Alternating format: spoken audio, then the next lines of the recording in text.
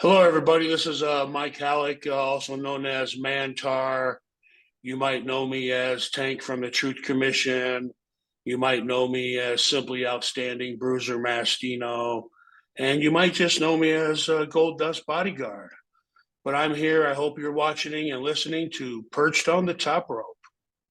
The following announcement has been paid for by Perched on the Top Rope. Welcome, everyone, to Perched on the Top Rope. I am your host, former dirt sheet writer from Ringside News, Sportskeeda, The Richest, and The Sportster. I am Lee Walker, and as you heard from that awesome show opener, ladies and gentlemen, my guest today is Mike Halac. Mike, how you doing today? Yeah, I'm doing great, man. Pleasure to be here. Thanks for having me. Yeah, no, thank you. Huge fan of yours growing up, especially back in the tape trading days. But I understand you have your own podcast now with former WCW PN News. Yes. SOB Sports. So why don't you tell fans a little bit about it and where they can find the show? Well, SOB Sports comes from, Paul and I have been throwing this podcast notion around for about 9 months now. And so we just been kind of doing our homework and doing some research. And, we're both from South Omaha, Nebraska.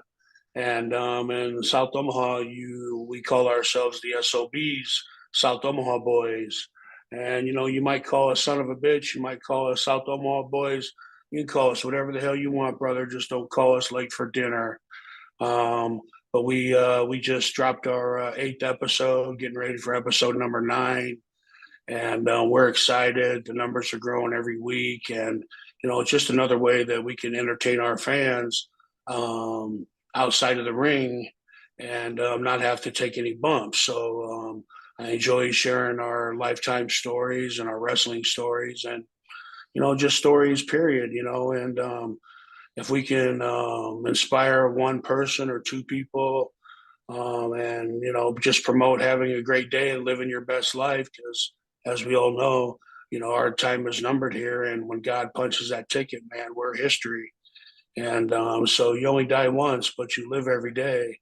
And so go out there and live your life and do what you want to do. Eat that piece of cake, drink that chocolate shake, have that soda, have that second hamburger if you want to, man. Just live your life and be fun. But yeah, SOB Sports was named from the South Omaha Boys, and we talk a little bit about sports.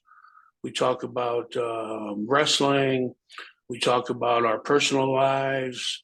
The good thing about it is now that we have our own platform, we could talk about whatever the hell we want to, and we don't have to worry about some fucking bitch blackballing us because they got a hair up their ass and don't like what Mantaur said today or yesterday or whatever. So nobody can kick us off our platform. This is our show. We can say and do whatever the hell we want to. Awesome. And where can fans find the show? So the fans can find the show on YouTube. You can go on the Monty and the Pharaoh platform. You can find us on there. We're on Intuitive. We're on Podbean. We're on Spotify. So you just have to look up SOB Sports Network and you'll be able to track us down one way or another. Awesome. Now, Mike, one thing you can see behind me is I like action figures. I would say I'm a toy collector. As Mantaur, while in WWF, they were going through the transition of the WWF Hasbros and went to the Bendies. So we never got a Mantaur figure. But from my understanding, through Kayfabe Wrestling Kollector, Mantaur is going to have his first official action figure. Yeah, so I'm really excited about that. Shawn wrote me here a few months ago, asked me if I'd be anxious to get on board, and I said absolutely, positively, 100% for sure. And I was like, as long as you're going to use the Mantaur head, he said, yeah, we're going to make that as an attachment. I was like, perfect, brother. I said, let's do it. So I signed the deal. I just sent him a video the other day saying I'm a part of the KWK Collector Series. And I'm excited, man. It's going to be it's going to be a great drop at the middle of the summer, and I'm really excited to see my new action figure coming on the line. Yeah, I'm very excited, and there's a bunch of other great wrestlers part of that line. This is your first action figure, so how does it feel to know that you're getting that first figure? Well, I'd like to say it's a sign of oops, I finally made it. But I think I made it a long time ago when I did 3 characters with the WWF. They just couldn't find the right fit for me. They obviously liked me and my work because they kept bringing me back, but they just never could find the right character. And if Vince would have listened to me out of Jump Street, we would have been clear sailing by now, and we'd have been talking about simply outstanding Bruiser Mastino. But Vince went with this stupid fucking bullhead, and so that's what we were stuck with, making chicken salad out of chicken shit, right? Well, I'm gonna jump ahead here, because you brought that up. Now, my understanding is your first 2 house shows against Nikoli Volkoff, you actually wrestled as Bruiser Mastino. Is that correct? Yes. Now, how did it come up to go from Bruno to Mantaur? That's a good fucking question, bro. I can't tell you what goes on in Vince's head, and sometimes I wonder what's going on in Vince's head, if anything. Um, I remember when I flew up there for the first time, and they took a bunch of pictures. They said, we're going to have our creative take a bunch of pictures of you, and then we're going to put our heads together and come up with something. I was like, okay. I was like, don't forget this character that I'm doing in Europe. It seems pretty hot, and we can do a lot with it, go a lot of directions. And they said, okay, we'll keep that in mind. And I come back like a week or 10 days later in New York, and they show me all these pictures of this stupid fucking Greek mythological character, Mantaur. And I was like, what the fuck is this? And they're like, well, we're basing it off the Greek mythological character, the Minotaur, and we think it'd be great. It's you'll fit in with all the other, crazy little gimmicks that we got. And I was like, well, I don't want to fit in with all them crazy other little gimmicks you got. I want to kind of stand out on my own, and just never worked out that way.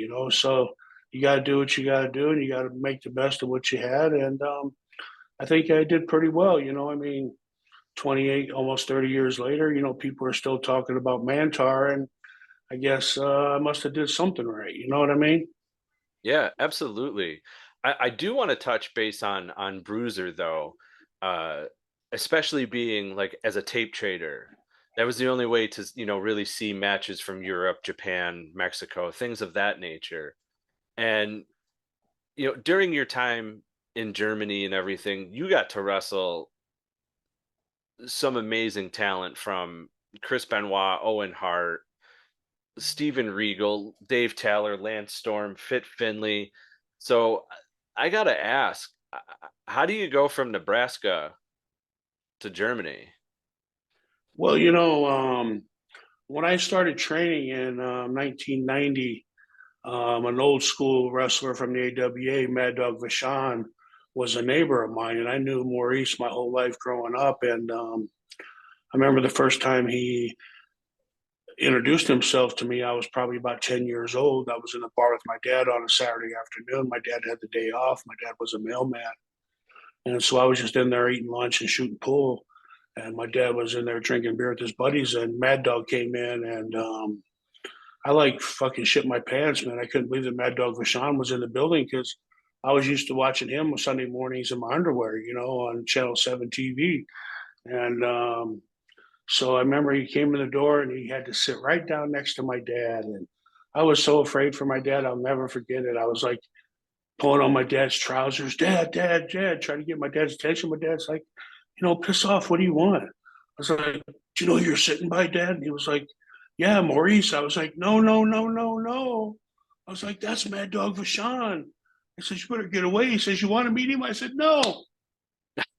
I turned around, started hightailing out of there. My dad grabbed me by my breeches, pulled me back, and he said, Maurice, I'd like to introduce you to my son, Michael. It was like, hello, Michael. and shook his hand, and I was just scared shitless. He says, like, you like wrestling? I was like, yes, sir. I watch you every Sunday. He's like, you play any sports? I says, well, I'm too big to play most sports. I says, with my buddies. I says, but I'm playing ice hockey right now.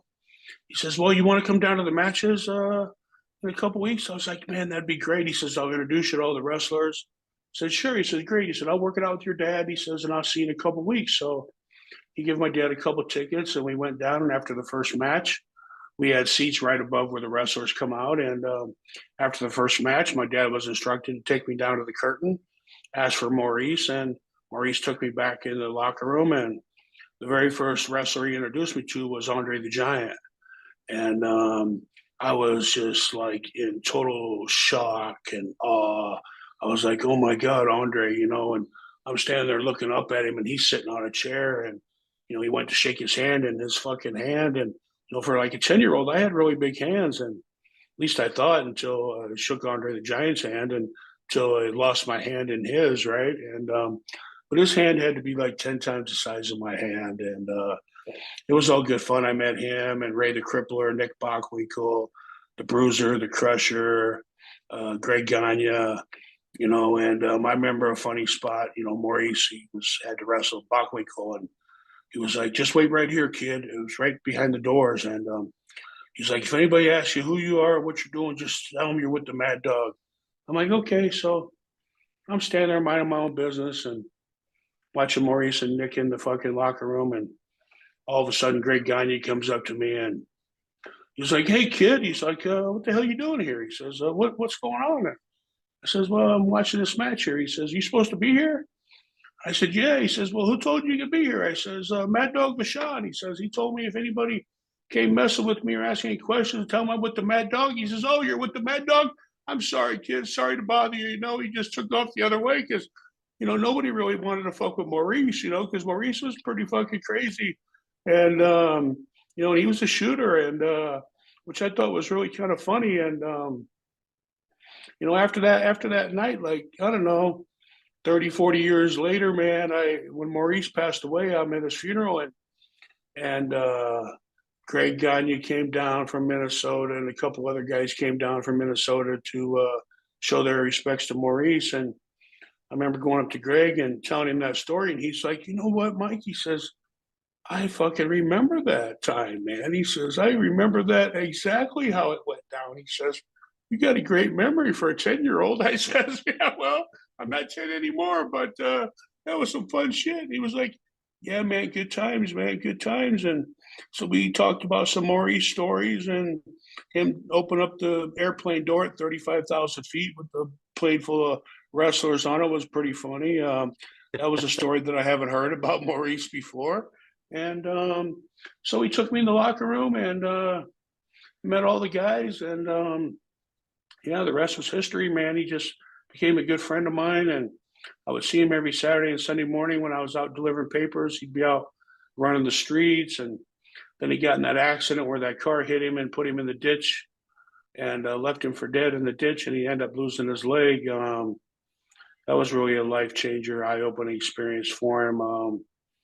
But he was just never the same after that, right? And I mean, who would be? I mean, that's kind of a traumatic experience, And but yeah, Maurice got me started in the job, and I remember when I got started, he originally sent me up to Minneapolis, Minnesota, to get trained by Eddie Sharkey, and I knew more than Eddie Sharkey was teaching me. And I'm not bragging or anything, but because Eddie trained, a lot of big guys, trained the Road Warriors, and trained all these top wrestlers in history. And I just called Maurice and said, Maurice, I know more about wrestling than what this guy is teaching me up here.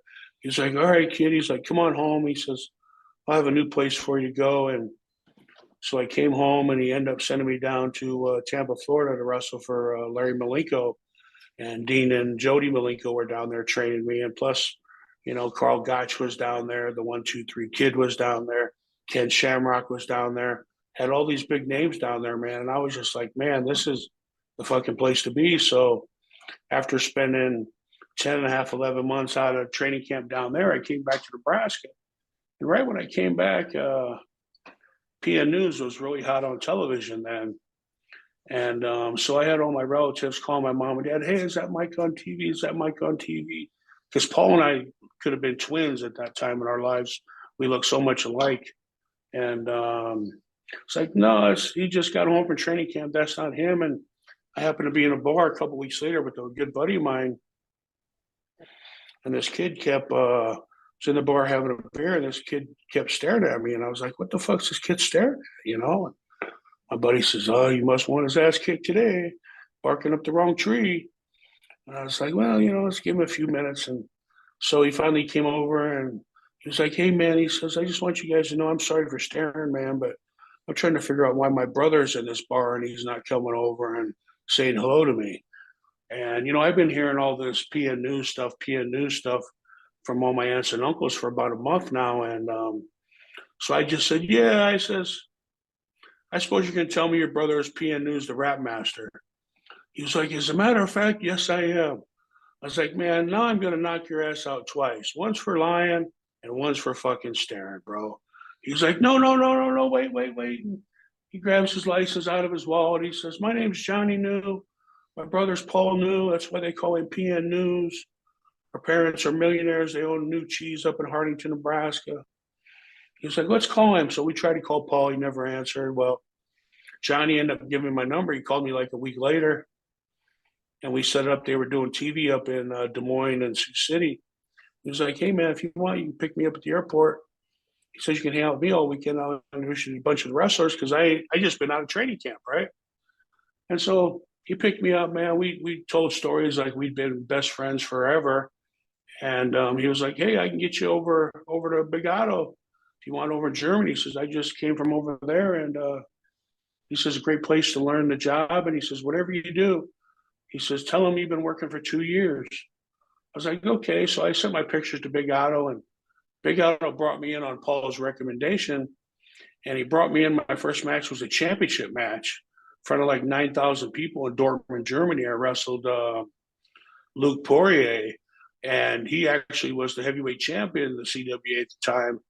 And Luke ended up replacing me in the Truth Commission in New York, as a matter of fact. So I couldn't have had a better guy take my place in the Truth Commission once I got that up and off the ground. But yeah, so I went over there, wrestled Luke, had no experience, my first match.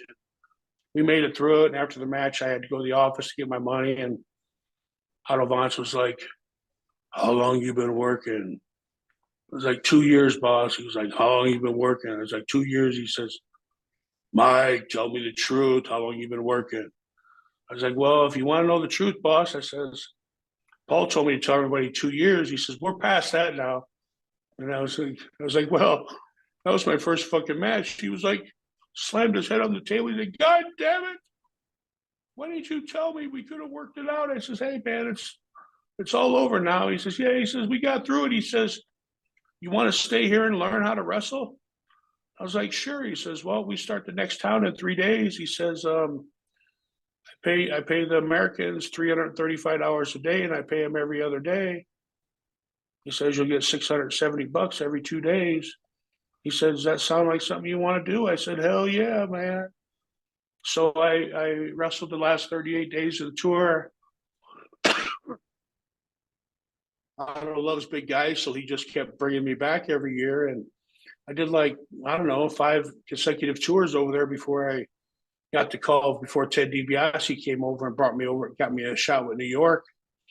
But that's how I got started in CWA, man. And when I got started there, Chris Benoit was there, Owen Hart was there, Joe Cruz was there, Larry Cameron was there, Tony St. Clair, Dave Taylor.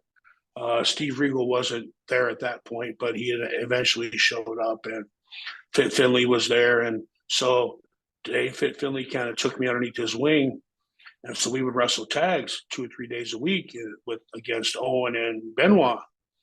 And when I wasn't wrestling them in tags, I was wrestling them in singles matches. And so I was wrestling, Owen and Benoit for like 4 or 5 days a week, man. And, how can you help but not learn from 2 of the best guys ever in history, right? I mean, it was just a great learning experience. And anybody who was somebody went through that territory in Europe, JBL, Razor, a lot of guys went through that territory. And it was just a really great place, man. The fans were great. The sponsors were great. It was just a great place to learn and get your feet under you as a professional wrestler. And it was probably the best experience I've ever had in my life was living over in Europe out of a camper and wrestling in town every day and just living the life of Riley, man, doing whatever you want, barbecuing at 2, 3 o'clock in the morning, having a few beers and chopping up with the guys. And it was just fucking fun, man. It was just a lot of fun. It sounds like an amazing time. And, while you were over there, I have to ask this because I'm a big Owen Hart fan. So we always hear about Owen Hart and the rib stories while in WWF. While over in CWA, were there any rib stories? Um, no, I mean, Owen Hart would pull off a little ribs here and there, but it wasn't like anything he was in New York. And I remember when I first showed up in New York, Owen was like, Bruiser, what's going on, buddy? Came up, give me a fucking big hug, and the boys were looking at him like, you know this guy? And he's like, fuck, that's Bruiser Mastino, man, that's my buddy. And so I remember one time about 2 months into my character, man, I'm getting ready and I'm just now making the transition from no bullhead to a bullhead, from bullhead to no bullhead. And so I was painting my face, and the makeup girls were helping me at the time. And so I went to makeup to get my face painted, and I just had my trunks on. So everything else was in this brand new Halbert that I just bought. And I got my face painted, man, and I got to be on TV in like half an hour. And so I got to kind of hustle to get ready. And I get back, and my fucking brand new bag is padlocked to the fucking bench. And man, I start freaking out, man, and looking. I can't get in my bag, and I'm looking for the maintenance guy. Can't find him. Can't find him. I'm looking all over the maintenance guy, and I guess Owen caught up with the maintenance guy. He says, "Hey, man, if some big guy with horns on his head comes looking for you, man, tell him you don't know nothing. You can't find nothing." And he says, "We're playing a rib on him." So by the time I finally found the maintenance guy, I had less than 10 minutes before I had to be on. And I was shitting myself. And I said, bro, I was like, if you got a pair of bolt cutters, man, I said, I'll give you $50, man. I said, I need to get in my fucking bag, man. I'm going to be on TV. And I said, I'm going to get fined if I don't get my shit together. He's like, all right, man, I guess I can help you. And he felt really bad, man, because he knew they were playing a joke on me, but he didn't want to expose the joke.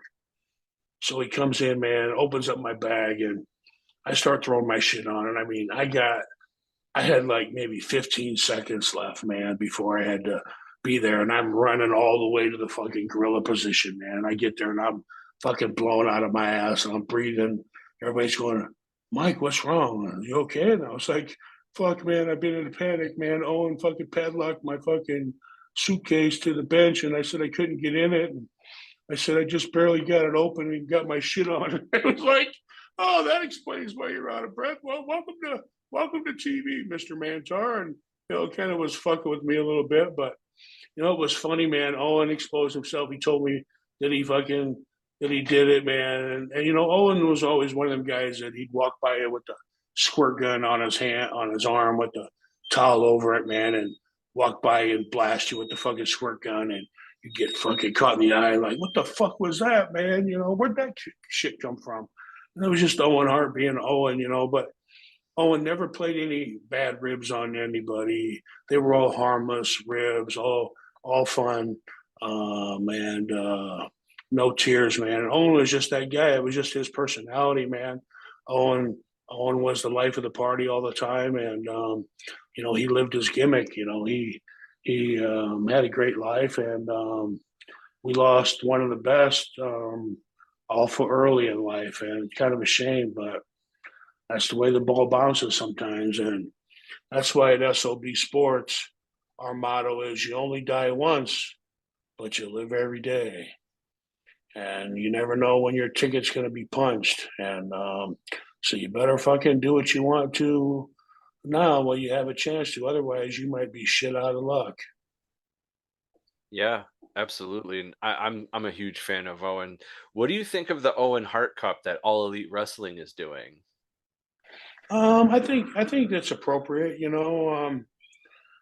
I think it's something WWE should be doing, personally. But it is what it is. Vince is fucking character he is, and he does what he wants to do for whatever reasons he wants. And I'm just glad somebody's honoring Owen because Owen was a great guy. And I remember Brett said to me, he says, he says my brother really likes you a lot, Mantaur, and he says if my brother likes you, I like you. He says, because my brother's a great judge of character. And, Brett always gave me a fair shake, always took a shine to me.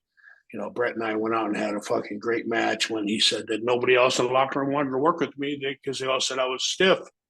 But Brett said, man, he says, I didn't find you were stiff at all. He says, I felt that, you worked very snug and you were safe. And he said, you can't fault somebody for wanting to lay that shit in, because I would tell everybody that I went in the ring with, I was like, whatever you do to me, make sure you lay that shit in. Because if you throw a phantom punch and you miss me by 10 feet, I'm not fucking selling it. I'm just going to look at you fucking like you're a fucking idiot. And so, I wanted everybody to lay that shit in. And sometimes they took a liberty and they paid for their mistake. But, most everybody I got along with. But, there was a bunch of fucking prima donnas in New York when I worked there. And, if you just touched one of their fucking hairs on their head too hard, they'd fucking whine and piss and moan about it. I remember we did a lumberjack match one time, I think, with Lex Luger and Yokozuna, and Lex Luger got thrown out. We were fucking beating him up, and I went to throw him back in the ring, and he didn't want to go back in the ring, and I just fucking pulled his fucking trunks up the crack of his ass and threw him in there, and I got back in the locker room and he starts yelling and screaming at me. I says, hey, motherfucker, you know that you're going back in the ring. I know you're going back in the ring. So just go back in the ring. I says, the reason why I did that is because you weren't fucking going back in the ring. And I says, so if you know what you're supposed to fucking do it so I don't have to pull your trunks up your ass next time. Whoa, whoa, whoa, whoa. Like, well, you fucking prima donna motherfucker. You know what you're doing, so fucking just do it, you lazy bastard. Get your ass in the fucking ring. But, Well, I don't know. Good times, man. I enjoyed wrestling for Vince and, did 3 or 4 characters for him. And I just wish that he would have got it right once, yeah, and I wanted to ask, right from the get-go as Mantar, I remember your debut match. The ring announcer referred to you as the Manituar, and then Vince goes, and Vince tried to like quickly correct it on commentary with Jerry Lawler. When you were do you remember like when you were walking down the ring, in the head hearing that the ring announcer? No, I just remember my very first debut match. I'm standing at the grill position all ready to go, and Vince is fucking looking at me, and he's looking up at me like Andre the fucking Giant, because this fucking bullhead was like maybe like 4 feet fucking taller, right? I mean, this bullhead was just massive. And he was like, has anybody tried to get Mike in the ring with this fucking massive thing on his head? And I was like, well, Vince, you made this massive fucking thing. And they were like, no, Vince, we haven't. And he was like, fuck, we got to scratch this match. You got to make sure you can get in the fucking ring, for fuck's sake. And I'll never forget, I grabbed Vince by the fucking both arms, and I'm looking at him through the mouth of this fucking bullhead. And I was like, Vince, I got this, bro. I said, I got this. We're going to be just fine. He's like, are you sure, Mike? I was like, yeah. He's like, what's your plan? I was like, I'm going to go up the outside corner. I'm going to go right back down on the inside corner. I said, I've never done it before, but I think I got it. He was like, okay, man, whatever you do, don't fucking fall. You're on national TV. And I remember going back and watching that match, and I remember seeing them showing me walking up into the ring, and they showed me taking 2 steps going up the outside of the corner, and then they showed me taking the last step on the inside of the corner. So it must not have been as smooth as I remember. So they had to cut and splice it, the tape, but they made it look good for television. So that's all that matters. Hey, I couldn't tell. Speaking of that bullhead, I got to ask, WWE Hidden Treasures fans, this is a pre-recorded show. WWE Hidden Treasure Season 2 starts tonight. Do you have any of your old ring gear? Do you know who has the Mantaur head? So the Mantaur head is up in Stamford, Connecticut, somewhere in the dungeon. I've sold all my costumes and shit from that character, so I don't have anything left from that character. But yeah, man, Vince invested a lot of money in that bullhead to only wear it 4 or 5 times and just throw it and it's been the fucking dungeon in Stanford for 30 fucking years, right? Collecting dust. Yeah. And I hate to see what it looks like and smells like now. Ugh, I can only imagine. Now, as Bruiser Mastino, you're over in Europe. I have to ask this. Glenn Jacobs in WCW at the time was using the Bastard. same. Yeah, so he stole that name from me, right? And I remember I wrestled Glenn years later when I was doing the tank from the South African Truth Commission. He was down in Memphis doing the Isaac Yankem bit. And I was like, hey, man, what's the fucking deal with stealing my fucking gimmick name? He's like, gimmick name? What are you talking about? I said, Bruiser Mastino.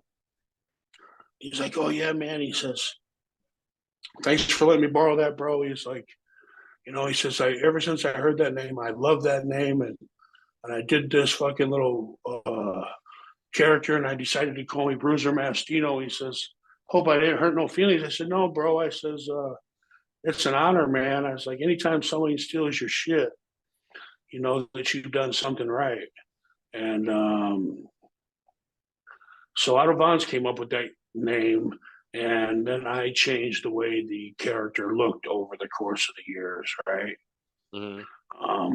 I did I turned into the gangster type character. I wore a tearaway suit and had a fedora, a felt fedora, and a violin case I used to load when I was in the ring and bash people over the fucking head with it. And so I was, Mr. Hughes before Mr. Hughes was Mr. Hughes. And I have to say, I played a better Mr. Hughes than Mr. Hughes did. Oh, Curtis, I hope you're not listening. Or listen. I hope you are, Curtis. It's actually interesting because I just submitted his autobiography for him. I was his ghostwriter. I just submitted nice. Yesterday. Yeah. So it's always interesting, especially, because really, like, he got that from Big Bubba Rogers, Big Boss Man, when he was in WCW type deal. So it's always interesting to see that. Now, you get paired with Jim Cornette. And I've heard Jim tell this story. It was like 10 minutes before your match with Razor Ramon on Raw, and they just said, hey, go out there with him. And he introduces you and everything. Is that how you got paired with Cornette? They just randomly threw you with him? Well, they did randomly throw him in with me, but I think it was much earlier than the Razor Ramon match, if my mind serves me correctly. Because I remember when they did it, I said to myself, well, fuck me. They must be wanting to do something with my character. And that really made me feel good because, when they start doing this Mantaur character, I'm like, what the fuck are they doing, man? This character is fucking stupid. And it just makes no sense. But, they're paying me, so I'm going to make the best out of it. And I remember, when I got Corny as my manager, I was really happy, man, because Jim was a funny motherfucker, man. Jim was a blast to work with. And he's always laughing and smiling about something. And, Corny's mind just goes 1,000 miles an hour. It just never shuts off. And, if anybody, knows corny like I know corny. That's a good corny. Because Jim is one funny motherfucker, man. I remember he would make it a point to always try to make me laugh out there and have a good time. And he was like, when you're not having a good time out here, that's time to fucking hang it up. He says you just always need to have a great time when you're in the wrestling ring, and that was some sound advice, from coming from Cornette, and he managed a lot of big superstars. So I figured, well, it might behoove me to listen to the guy because he obviously knows what he's talking about, right? Yeah. Now, I was always interested in that, especially I call it the slap heard round the world because it's literally the loudest open hand slap I ever heard.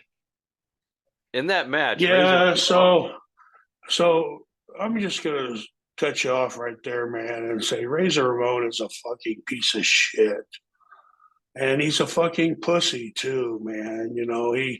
He tried to take a liberty. I remember when he came to me and he was like, "Okay, we're gonna do this, this, this, this, this." I was like, "Whoa, wait a minute, cowboy." I was like, "We're gonna do some of my shit too." I said, "Just because you just came out of fucking drug rehab for the 117th time doesn't mean that I'm here to be your little fucking whipping boy."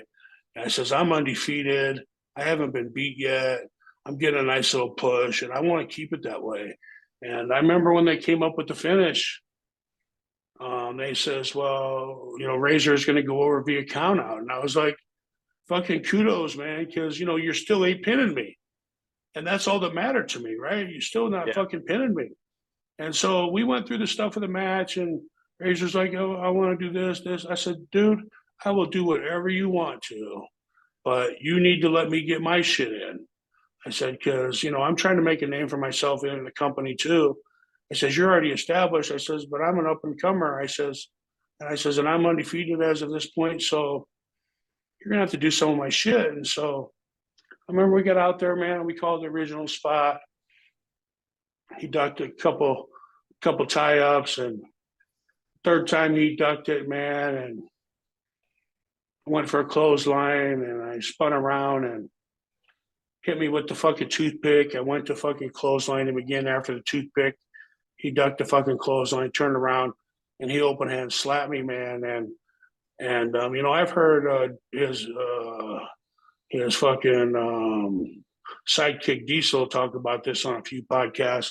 Diesel is like, I was in the back catering, watching the monitor, and he says Razor is wrestling fucking Mantaur, and they did a couple opening spots, and the next thing I know, he says Razor hit fucking Mantaur so hard he knocked the chiclets out of his mouth.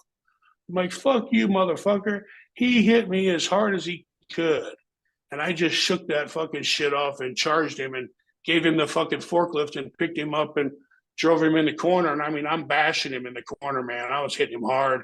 And fucking Vince gets on the microphone and in the referee's ear and says, "Tell them two fuckers to knock that shit off, man. They're on national TV and save it for the back."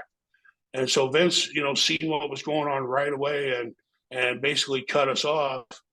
And when the match was over, when I got up from counting 10, I went right in the back and I was right behind the curtain, man, waiting for fucking Razor. And I called his ass out, start pushing and shoving, man. A couple punches might have been fucking thrown. And the agents are pulling us apart and shit and this and that. And I was like, fuck you, you fucking piece of shit, pussy motherfucker.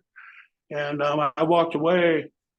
But I knew when that happened, I knew that my days were numbered because Razor was a little bitch, and I knew that he was part of the fucking little bitch clique. And if somebody in the clique didn't like you, they were going to get rid of you.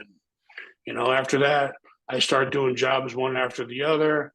And then when I did the job for Sparkplug Bob Holly and Survivor Series, I went in the back, took my paint off, threw my fucking shit in the bag, and got on the next plane back to Nebraska. And I knew I was done. I wasn't going to let him fucking destroy me on TV. yeah, and uh, my next question when it came to that was, after that match, you could definitely see where like the whole thing on Mantaur slowed down. A couple of your final matches though at house shows, under a tag team known as Camp Cornette with Dr. Tom Prichard. So I gotta ask, like, was there anything that was gonna happen with that? Like, did they make plans for that to be on TV? I had no idea what they were doing. I was just, being a good employee and doing what I was supposed to be doing what I was told to do. At that point, I really didn't give a fuck what they wanted me to do. I knew what they were trying to do, and I wasn't going to let them do it. And I didn't mind doing a job for Duke the Dumpster. He was one of my good buddies, and Adam Baum, he was another one of my good buddies. Mm-hmm. But when it came to Sparkplug Bob Holly, I'll never forget, man. I was, from the time the bell rang to the 1, 2, 3, man, I was beating his fucking ass. I was throwing him around like a sack of shit from one corner to the next, just pummeling him, man. Just doing anything I fucking could think of. I did it to Bob Holly that night. And I remember he missed a big splash in the corner, and he went up to the top and hit that missile drop kick off the top rope and got the quick 1, 2, fucking 3. And I remember when he got the 1, 2, 3, people start chanting bullshit, bullshit. And I just fucking laughed. I'm like, well, it's about time we got some fucking smart marks out here, because there ain't no way in hell this motherfucking pussy is going to beat me in a fucking fight in real fucking life. I just ate his fucking lunch. And plus I was 3 times the size of fucking Sparkplug Holly at that time. He was a midget.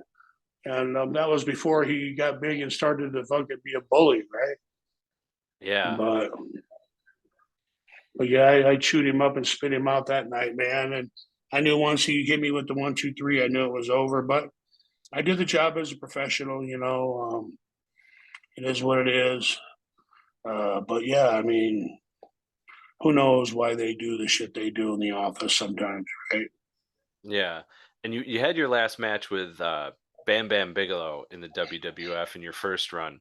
So do you remember what you said to him during the 3 count? Because on TV during the count, you can see you're talking to him. Yeah, I think I just said something on the lines of thanks, brother, because we had a great match.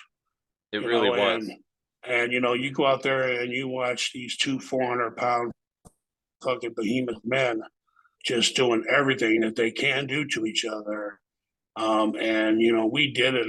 There's one time where I got him in a fucking suplex position, and I go to suplex Bammer, and you could tell that it took everything in me. Once I fucking jumped and planted my fucking feet and dug my toes in the fucking mat and did the fucking springboard to get him up and over the top, you can hear me, man, moaning at the top of my lungs, using everything I had to get him over. And, Bammer was light on his feet, but, he's still 400 pounds nonetheless. And, when you got 2 400-pounders out there, man, doing the shit that we were doing to each other, that was pretty impressive. And I just said, thanks for the great match, Bammer. And he was like, my pleasure, buddy. He said, that was fun. And, that was it. I was more than happy to put Bammer over. I didn't care about doing that job because I knew that they were trying to build him up to wrestle LT, right, at WrestleMania. Yeah. And you're only as good as in the ring as your opponent. And so, if you're out there and you look like $1 million, well, that's because your opponent made you look like $1 million. And I made fucking Bammer that day look like a fucking 400-pound fucking killer. And he was grateful. I was grateful. We both had a great match, and I had no problem doing it whatsoever. That was one of the funnest matches I had in New York, actually, was that first run. Well, that was a phenomenal match. And I remember watching, I even watched it recently, body slamming each other, Bam Bam getting up and drop kicking you. Like, you guys were, you're super heavyweights, but you were moving so fast and like you said, light on your feet. It was, I thought that was a pay-per-view worthy match. It was. That was a classic for sure. And we pulled out all the strings. We were doing shit to each other like we were middleweights out there instead of heavyweights, right? Yeah. And it was just smooth. It flowed. It felt natural, and it was a lot of fun. And those are the best matches, man. Are the ones that you can go out there and smile about and say, man, that was just fucking fun. Yeah. Because you don't get to say that all the time because sometimes you're cussing a guy out because he fucked something up or he missed something or whatever. But we were Johnny on the spot at every point that we needed to be, so it was great. Well, that was a great match, and I just found it weird that having such, that would, a last match. What happened to cause the end of the run in '95? It all came down to that fight I had with Razor in the locker room, in the ring in the locker room, and I knew it. Um, so I mean, you fuck with the clique, man. The clique was powerful. If they didn't like you, they weren't going to have you around. So Yeah. um, that's what happened there. Now, when you were in ECW, what did you think of the Mantaur chants that you were getting? Um, I thought it was fucking funny. What are they going to chant? That's what they seen and that's what they knew. Yeah. Even though I was just in trunks, they still obviously knew who I was. And at that time, Paulie, he used to job out every WWF guy that he brought in. He would job him out first couple of matches, and I remember he had 911 fucking choke slam me, pin me right away. And I was like, so you want me to go out there and lock up with the guy and he's gonna pick me up and choke slam me and pin me 1, 2, 3, and you're gonna pay me for that? And Paulie said, yep. I said, okay, brother, pay me. Pay me. I remember he looked at me like, are you serious, kid? And I was like, listen, I don't give a fuck what I'm doing out here. Just fucking pay me, man. Because it makes no difference what you do to me, because it's already been fucking done one way or another. Vince already found a way to fucking put the screws to me. So at this point, I don't give a fuck. Just pay me. Hey, that actually happened with Mr. Hughes in ECW when he lost to Bubba Ray Dudley in 36 seconds. Yeah. So yeah, I see a pattern there. Did Paulie have any plans while you were in ECW, or was it just a quick in and out type thing? No. I was I got to know Paulie through one of the pit bulls. I think it was pit bull number 2, Anthony Durante. I wrestled with Anthony over in Europe for Out of Vance. And when I got off TV, he was like, Mike, he said, you should come down and stay with me in Philly and, introduce you to Paulie. Maybe you get some work down here. So that's what I did. And after about 6 or 8 shows, I was like, you know what? I don't even know if I'm going to ever get my full money down here. So I appreciate the fucking invite, but I'm not going to be here much longer. Because Paulie had a reputation of not paying the boys at that time, right? Yeah. Now, you worked at Dark Match in WCW against Damien 666. Was that like a tryout match or just what was that about? So I was down there on the advice of Dave Finley, and he was working for them at the time. And so I was down there in the power plant, and I was doing all the jabroni shit like everybody in the power plant was doing. I wasn't afraid to put in some blood, sweat, and tears equity. And so I was doing all the sit-ups and push-ups and squats and shit, and never complained about it, even though I'd already been to the big show once. I don't have an ego, never have, never will. So I was just another one of the boys, and they told me they were going to give me a look on television. They gave me a look on television, and then I never heard anything after that. So I don't know what happened. I don't know what they were thinking. I never heard a thing about it. Okay. Now, you had 2 more runs in WWF, being paired with Goldust the one time as like a bodyguard. What happened with why did they stop that? I have no idea. It got thrown in because they were on a European tour and Goldust just blew his knee out in Europe. And when they came back to the States, Goldust was in a pay-per-view with the Ultimate Warrior for the Intercontinental Championship. Mm-hmm. And so they were the main event at the In Your House pay-per-view, and they knew that Dustin couldn't do anything, so they had to incorporate someone in there with him that could do something. So I remember they called me up, asked me if I'd do it, and I was like, "Well, how much you going to pay me?" And I was like, "Well, I'm going to give you $3,000." And I said, "Well, it's not enough." I said, "It's either $5,000 or nothing." It's like, "Okay, well, we'll pay you $5,000." And remember, I got there that day, and I was like, "Well, this is what we want to do, but you got to run it by the Warrior first, because if he doesn't want to do it, it's just not going to be done." It's like he's got to want to do it, or else he won't do it. And I was like, "Okay." So waited until the Warrior got there. They ran it by him. They said, "Yeah, sure." I went in there, talked to him, said, "Okay, this is what we're going to do." And, it worked out smooth as silk. I remember Dustin really thanked me. He's like, "Man," he's like, "great work out there, man." He says, "True professional you are." He says, "I remember you doing the Mantaur character." And I said, "Yeah, thanks, buddy." And he's like, "Well, thanks for helping me out, man. I appreciate it." He said, "Because I literally could do nothing out here." I was like, "Yeah, it's all good, man." He's like, "I hope they decide to, let us work together after this." And I said, "Well, it would be nice, to get back on TV and, get my face back out there." But again, it never happened. So it was like, they use you, they do with you what they want to do, and then they fucking forget you.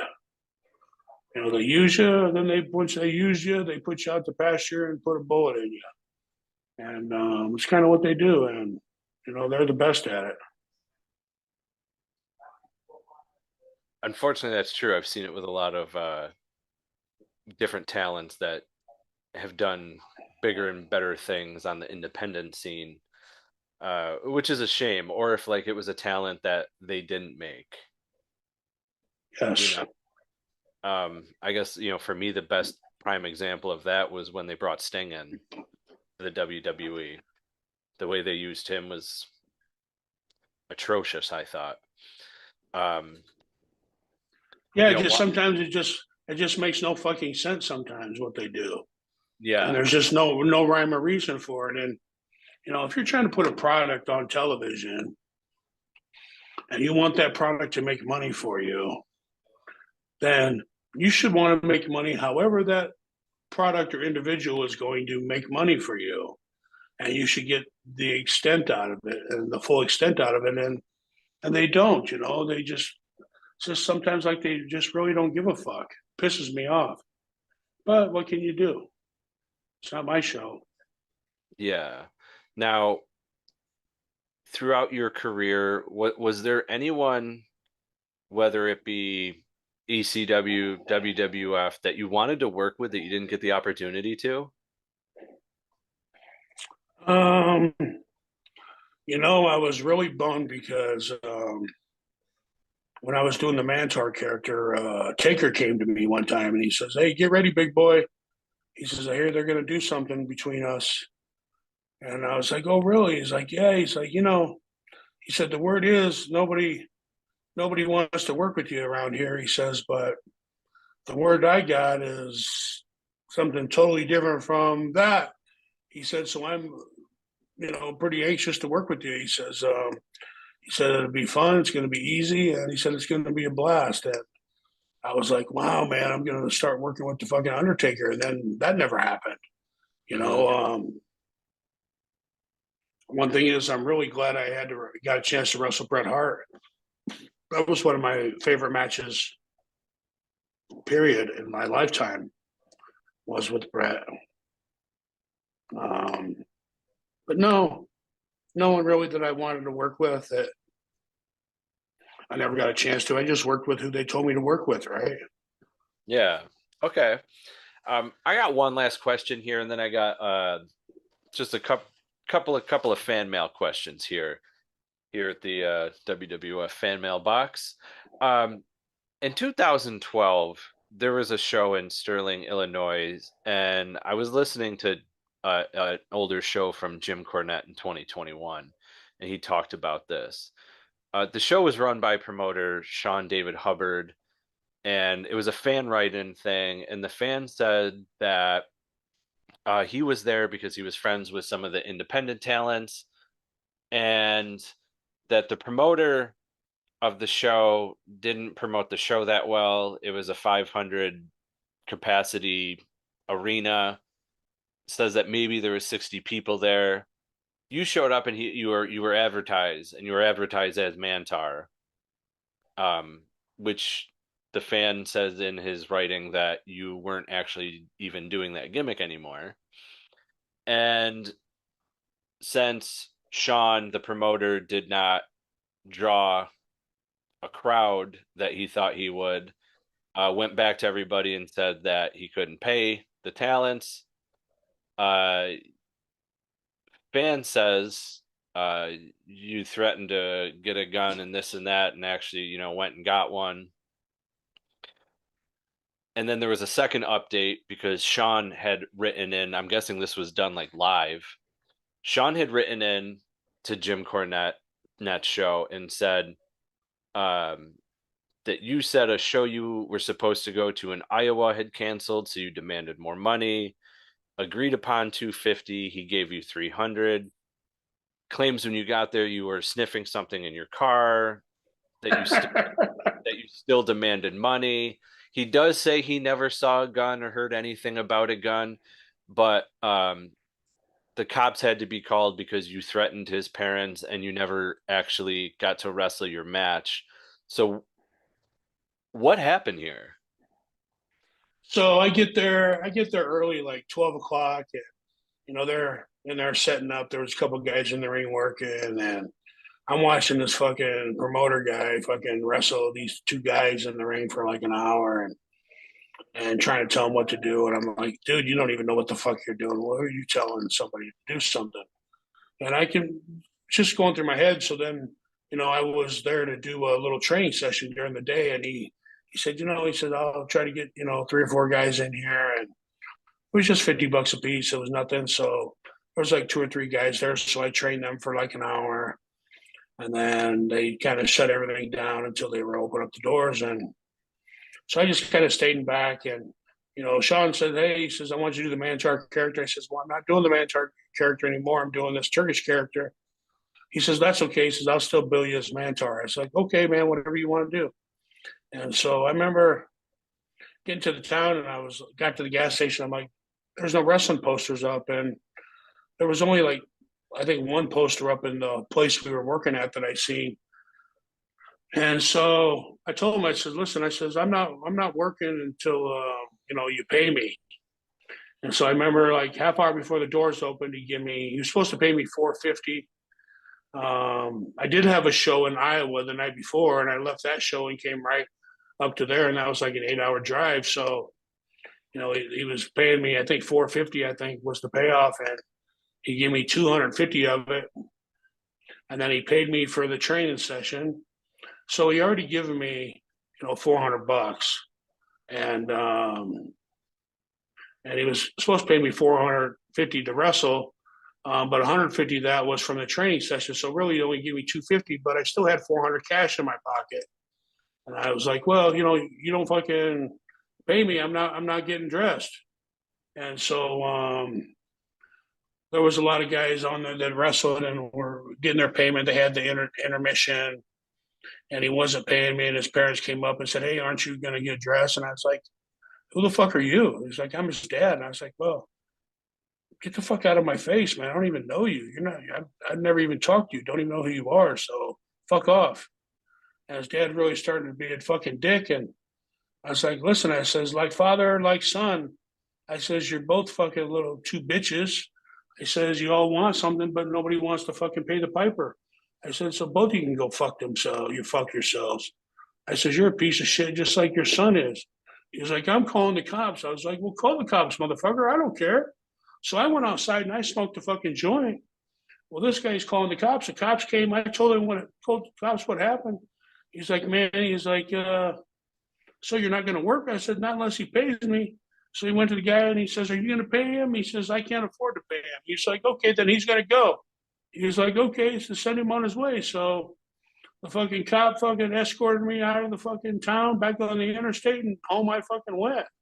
But there was never ever no gun involved. All the all the guys on the show knew I was right. And here come to find out, this Sean Hubbard, this guy was a full blown HIV fucking guy. He had tested positive for HIV and was still in the ring working with wrestlers and didn't tell anybody that he had HIV, and that fucking pissed me off. And so I was coming down on him about that, and calling him a fucking faggot to his fucking parents, and asking him what kind of kid that they raising and stuff, and it just got to be, this kid was obviously a mommy and a daddy's boy, and he could do no wrong in their eyes, even though he was a piece of shit and they knew it.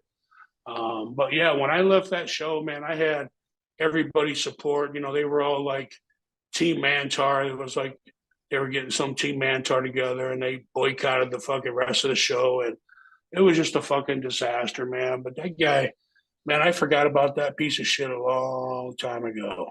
But that had to be the only time in my life where I showed up and I got 3/4 of my money and I never had to fucking work. So, I mean, I basically made an 8-hour trip for nothing, but still got $400 of the $450 I was supposed to get.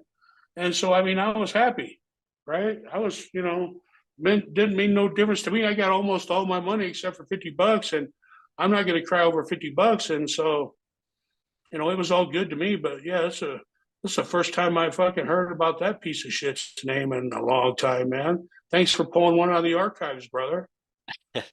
You're welcome. I mean, you can, I guess, really thank Jim Cornette, because it was on his podcast in 2021. Oh, nice. Yeah, so I heard it, and it drew some interest, because everything else I've heard about you seems to be, this was like I've never heard like a story about you like going off the hinges like the story that was told. So I was like, well, I'm kind of curious now. So yeah, I mean, I always heard of horror stories, people showing up and never getting paid by the promoter, and up until that point in my career, it never happened to me. And not only was the guy had full blown HIV and should have never been in the ring in the afternoon working out with these fucking guys, but you shouldn't have a fucking show and book all this talent on and not promote the show.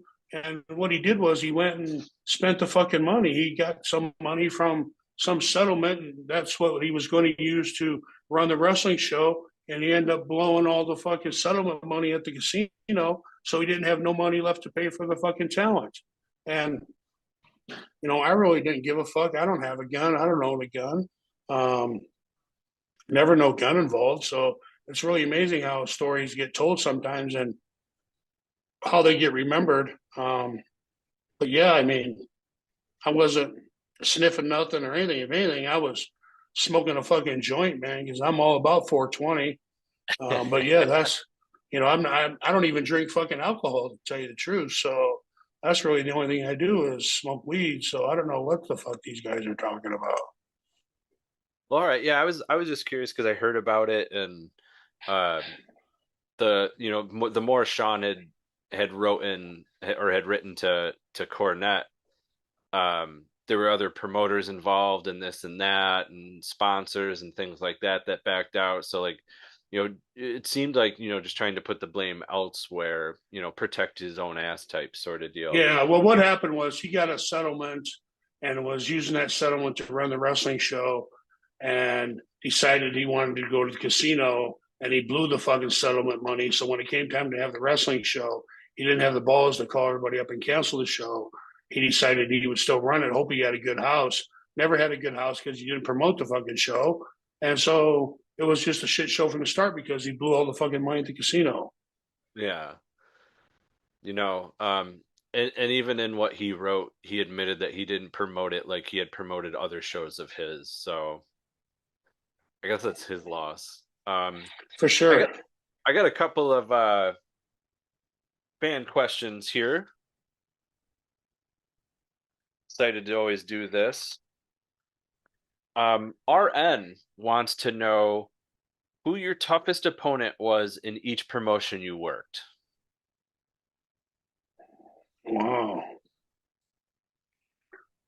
Well, I would say my toughest opponent in the CWA was Cannonball Grizzly PN News, my tag team partner.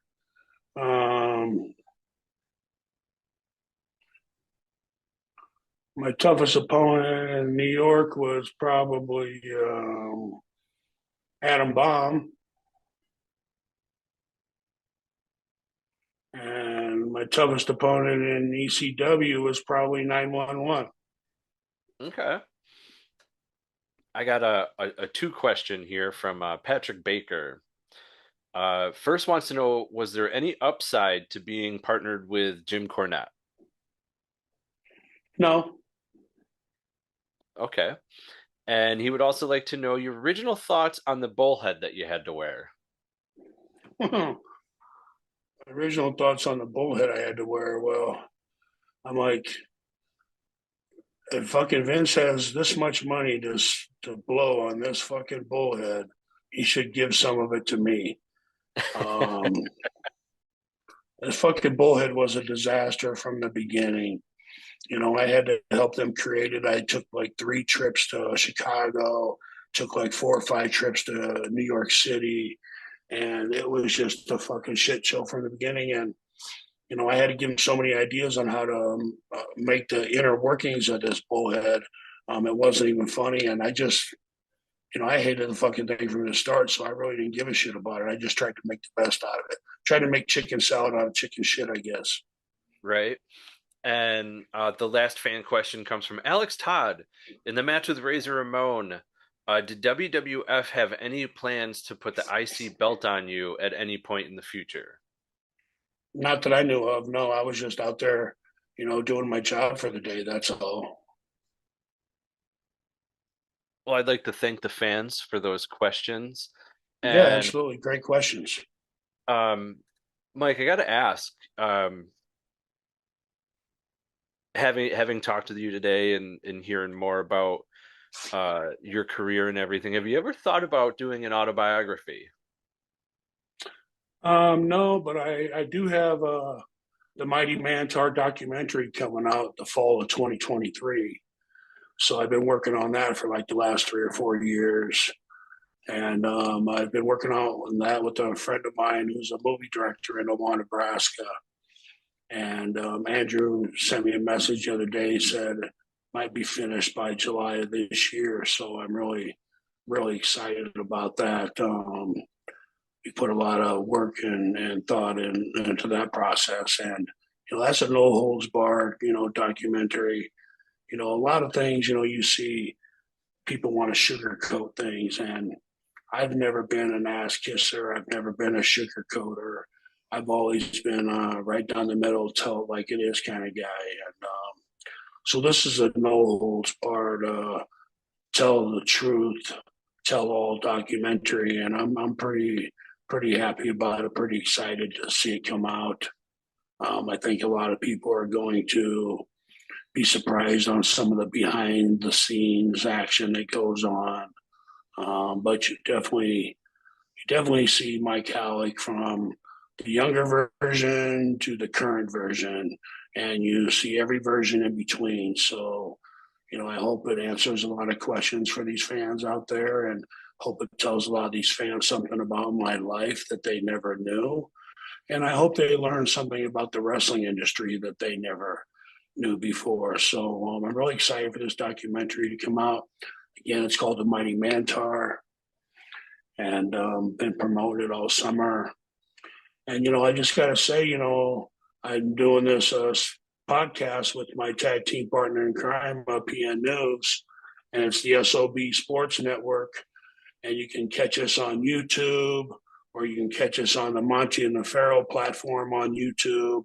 And don't forget to like, share, and subscribe, because we could use all the followers we get. We just dropped episode 8, getting ready for episode 9, and we're very excited to be a part of this podcast land. And we're just happy to be able to entertain our fans still and to give them what they want. That's awesome. Thank you for coming on the show today. My last question is always this. Is there anything that you wanted to talk about that we didn't get to talk about today? No.